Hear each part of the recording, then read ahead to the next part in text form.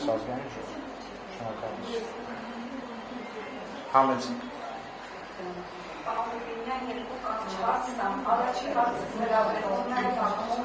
բանկոմ գերիներին և պատաններին։ Հիմա որպես խորհրդարանի նախագահի չէ պատրաստվում անել, կամ որոշակի քայլեր, որ պատրաստվում է իրականացնել այդ ուղղությամբ և հայ թուրքական բանակցությունների հետ կապված որպես հատուկ բանագնաց։ Ինչ փուլում եք թողել այդ բանակցությունները, այդ տարիների ընթացքում ինչ ձեռքբերում ունեցավ բանակցությունների ընթացքում և ում եք համարում ձեզ արժանի փոխարինող, որ կարող է այդ բանակցությունները շարունակել ձեր թողած կետից։ Շնորհակալություն։ Շնորհակալություն։ Հայաստան-Թուրքիա կարգավորման գործընթացի վերաբերյալ 3 հանգամանալից համ ելույթի մեջ եմ խոսել հարցերին, ի պատասխան եմ խոսել, կարող եք ուղղակի հետ տալ նայել, որ հարցի պատասխանը կա, ինձ թե ով պիտի փոխարինի, չգիտեմ, չեմ մտածել, եթե կառավարությունը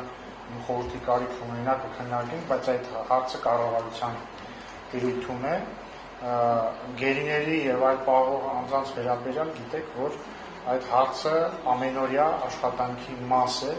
այդ ամենօրյա աշխատանքի շնորհիվ է, որ 200-ից ավելի գերիներ այս տարիների ընթացքում վերադարձել են հայրենիք եւ այդ աշխատանքը երբեք չի դադարում, դուք գիտեք կամ եթե ուզում եք նկատում եք իհարկե կամ նկատել եք, որ եղել են ամիսներ, երբ որ որևէ շարժ չի եղել, էլի քննարկումներ եղել են դրա մասին, թե որ կառավարությունը բան չի անում, բայց հանկարծ մեկ էլ մի օր վերադարձել են հերթական գերիներ։